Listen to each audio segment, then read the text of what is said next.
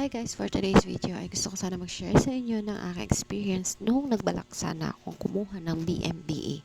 Yung BMBA kasi is gagamitin ko sana sa aking Shopee para ma-visible ang aking mga items doon. So gusto ko sana mag-online selling ulit, and then yun para magamit ko siya sa aking Shopee. And ayun nga, pumunta ako sa Quezon City Hall para doon sa BIR.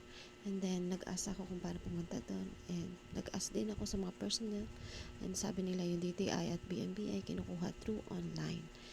And ang sabi din nila, yung BMBI is not totally exempted daw sa tax. Pero at least daw, mas less ang tax compare sa mga normal. So, ayun. And thankful naman ako at may nalaman akong bago. And at least, alam ko na kung paano gagawin. And hopefully, nakatulong ako sa inyo guys. And thanks. Bye.